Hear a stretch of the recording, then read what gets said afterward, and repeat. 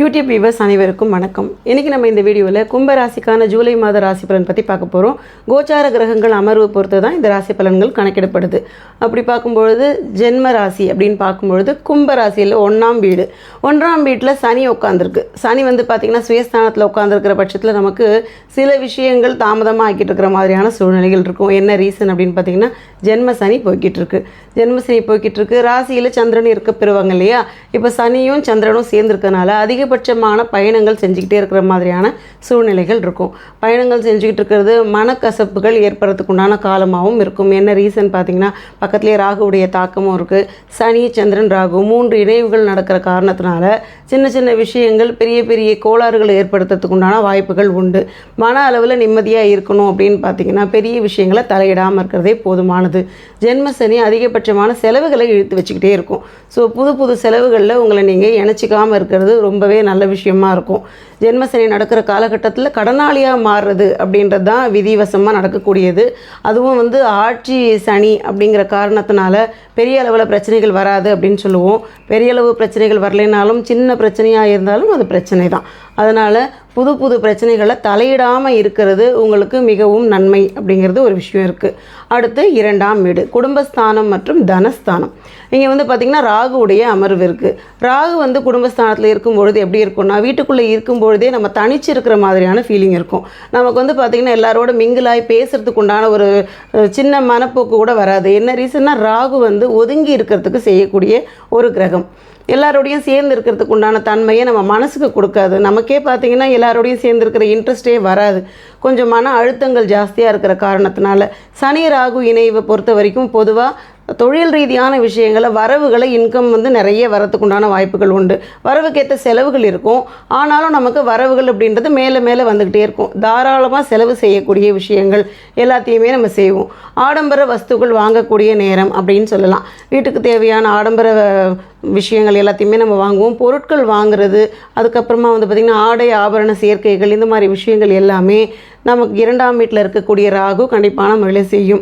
அதாவது நம்ம சொல்லுவோம் இல்லைங்களா, 10 ரூபா வரவுன்னா 15 ரூபா செலவுன்னு, அந்த மாதிரி சூழ்நிலையில் வைக்கக்கூடியது தான் இந்த ராகு. ஸோ நீங்கள் செலவுகளை கட்டுப்படுத்துறது ரொம்ப முக்கியமான ஒரு விஷயமா இருக்கும். ஆசைகள் அதிகமாகிறதுக்கு உண்டான காலமாக இருக்கும். அதனால் நீங்கள் 2ஆம் இடத்துல ராகு இருந்ததுன்னா செலவை கட்டுப்படுத்தணும். புதுசாக நமக்கு ஏதாவது ஒரு ஆவல்கள் நான் கூட அப்புறம் பார்த்துக்கலான்னு தள்ளி போட பழகுங்க. இப்படி பண்ணாலே போதும். ஜென்ம சனி உங்களை ஒரு பெரிய கடனாளியாக மாற்றி விட்டுடும். இந்த மாதிரியான சூழ்நிலைகள் இருக்கிற சமயத்தில் பொறுமையாக ஹேண்டில் பண்ணுறது ரொம்ப முக்கியம். அடுத்து 3ஆம் வீடு சகோதரஸ்தானம் மற்றும் தைரியஸ்தானம். இங்கே பார்த்திங்கன்னா செவ்வாய் அமர்ந்திருக்கு. செவ்வாய் சகோதரஸ்தானத்தில் அமர்ந்திருந்தால் கூட பிறந்தவங்க பேச்சை காது கொடுத்து கேட்கணும். அது ரொம்ப முக்கியமான ஒரு விஷயம். அவங்களுடைய அன்பு ஆதரவு எல்லாமே நல்லபடியாக கிடைக்கும். அவங்களுடைய அறிவுரைகள் கேட்குற பட்சத்தில் பல விஷயங்களை நமக்கு நன்மை கிடைக்கிறதுக்கு உண்டான வாய்ப்பு அப்படின்னு சொல்லலாம். அதுக்கப்புறம் பார்த்திங்கன்னா நமக்கு தைரியம் அப்படின்றது கொஞ்சம் ஜாஸ்தியாகவே இருக்கும். செவ்வாய் அமர்ந்திருக்குன்னா சும்மா சொல்லவே வேண்டாம். கோபம் கூடுதலாக வரும். எதுவாக இருந்தாலும் ஃபேஸ் பண்ணிக்கக்கூடிய அசாத்தியமான தைரியம் வரக்கூடிய காலகட்டம். தொழில் ரீதியான விஷயங்கள் என்னால் முடியும், நான் பார்த்துக்குவேன் அப்படின்னு சிங்கிள் ஆர்மியாக இருந்து ஒரு விஷயத்தையும் செய்யக்கூடிய அளவுக்கு தைரியங்கள் கூடுதலாக இருக்கும். ஆனாலும் நமக்கு பார்த்திங்கன்னா செவ்வாயும் ராகுவும் பக்கத்தில் இணைஞ்சிருக்கிற காரணத்தினால எவ்வளவு தைரியமாக இருந்தாலும் நிதானம் ரொம்ப தேவை. என்ன ரீசன் பார்த்திங்கன்னா ராகுக்கும் செவ்வாவுக்கும் செட் ஆகாது. இந்த காரணத்தினால வண்டி வாகனங்களில் போகும்பொழுது ரொம்ப நிதானமாக போகணும். பேச்சிலையும் ரொம்ப சுதாரிப்பு தேவை. இதெல்லாத்தையும் கரெக்டாக ஃபாலோ பண்ணிங்கன்னா உங்களுக்கு வரக்கூடிய வருமானங்கள் ரொம்ப ஜாஸ்தியாக வரதையும் கண்கூடாக பார்க்கலாம். அடுத்து 4ஆம் வீடு தாயார் ஸ்தானம் மற்றும் சுகஸ்தானம். இங்கே நமக்கு குருவுடைய அமர்வு இருக்குது. குரு அமர்ந்திருக்கு அப்படின்னு பார்க்கும்பொழுது நமக்கு தாயாரோட உடல்நிலையில் ஏதாவது கோளாறுகள் இருக்குது, சின்ன மருத்துவ செலவுகள் போய்கிட்டு இருக்குனாலும் அது நல்லபடியாக மாறத்துக்கு உண்டான காலம், பலகீனங்கள் சரியாகிறதுக்கு உண்டான காலம் அப்படின்னு சொல்லலாம். மருத்துவ செலவுகள் குறையறதுக்கு உண்டான சூழ்நிலை ஏற்படுத்தி கொடுக்கும். சுகஸ்தானத்தில் குரு இருக்கிறதுனால எது எப்படி இருந்தாலும் நம்ம நிம்மதிக்கு குறைவு இருக்காது. மனசெலவில் நம்ம சொல்லுவோம் பிரச்சனையாக இருக்குது, தாங்க முடியல, ரொம்ப ஸ்ட்ரெஸ்ஸாக இருக்குன்னு என்ன சொன்னாலுமே நிம்மதியாக தூங்க முடியும் அப்படின்னா இது நமக்கு இந்த 4ஆவது இடத்து குரு தூங்க வைக்கும், நிம்மதியாக வைக்கும், நல்லபடியாக சாப்பிட்றது, இந்த மாதிரி விஷயங்கள் எல்லாத்தையுமே குரு உட்காந்துருக்கிற பட்சத்தில் நமக்கு போகஸ்தானத்தில் உட்காந்துருக்கனால சுகஸ்தானத்தில் உட்காந்துருக்கனால நிம்மதியாக வாழறது அப்படிங்கிறத கண்டிப்பான முறையில் கொடுத்தே தீரும். அடுத்து 5ஆம் வீடு. 5ஆம் வீடு வந்து பார்த்திங்கன்னா பூர்வ புண்ணியஸ்தானம் மற்றும் புத்திரஸ்தானம். இங்கே வந்து சூரியன் மற்றும் சுக்கிரன் அமர்ந்திருக்கு. இந்த 2 கிரகங்கள் நமக்கு 5வது வீட்டில் உட்கார்ந்துருக்கிறது பலவிதமான நன்மைகளை கண்டிப்பான முறையில் கொடுக்கும். குழந்தை பாக்கியத்துக்காக காத்திருக்கக்கூடிய நபர்களுக்கு இந்த வருஷம் கண்டிப்பான முறையில் குழந்தை பாக்கியம் உண்டு. அதே சமயத்தில் வந்து பார்த்திங்கன்னா நமக்கு அரசு சார்ந்த விஷயங்களில் நல்ல முன்னேற்றம் காணப்படும். ஏதாவது நமக்கு வந்து கவர்மெண்ட் ரிலேட்டடாக ஏதாவது ஒரு விஷயத்துக்காக நம்ம அலைஞ்சிக்கிட்டே இருக்கோம், கிடைக்கல அப்படின்னாலும் தொடர்ந்து நம்ம போராடுற பட்சத்தில் நமக்கு கண்டிப்பான முறையில் அதில் வெற்றி கிடைக்கிறதுக்கு உண்டான வாய்ப்புகள் உண்டு. பண ரீதியான முன்னேற்றங்கள் ஏற்படுறது அப்படின்னு பார்த்திங்கன்னா அதுவும் நமக்கு சாதகமாக இருக்கும். சுக்கிரனுடைய அமர்வு பண வருவாய்களை இரட்டிப்பாக்கி கொடுத்தே தீரும். நீங்கள் வந்து பார்த்திங்கன்னா நான் சொன்ன மாதிரி தான் ஆடை ஆபரண சேர்க்கைகள் எல்லாமே நடக்கும். அதே மாதிரி கையிருப்புகள் அதிகமாக இருக்கும். நம்ம சொல்லுவாங்க இல்லையா, பண புழக்கம் ஜாஸ்தியாக இருக்கும். அந்த மாதிரி பணப்புழக்கங்கள் அதிகமாகிறதுக்கு உண்டான காலம் அப்படின்னு சொல்லலாம். அதுக்கப்புறம் சின்ன சின்ன உடல் உபாதைகள் வரும். அதை வந்து நீங்கள் பெருசாக மைண்ட் பண்ணிக்க வேண்டாம். வேலைக்கு சாப்பிட்றது ரொம்ப முக்கியமான ஒரு விஷயமா இருக்குது. அதை ஃபாலோ பண்ணால் போதும். உணவு கட்டுப்பாடுகள் ரொம்ப முக்கியமாக வேணும். இந்த ஜென்மசனி போயிட்டுருக்க காலகட்டத்தில் எப்பயுமே உணவு கட்டுப்பாடுகளில் தான் நீங்கள் வந்து கோட்டை விட்டுருவீங்க. அதை கரெக்டாக பராமரித்தா போதுமானது. வேறு பிரச்சனைகள் எதுவுமே இல்லை. குடும்பம் சார்ந்த விஷயங்கள் ரொம்ப குதூகலமாக போகும். மகிழ்ச்சிக்கு குறைவு இருக்காது.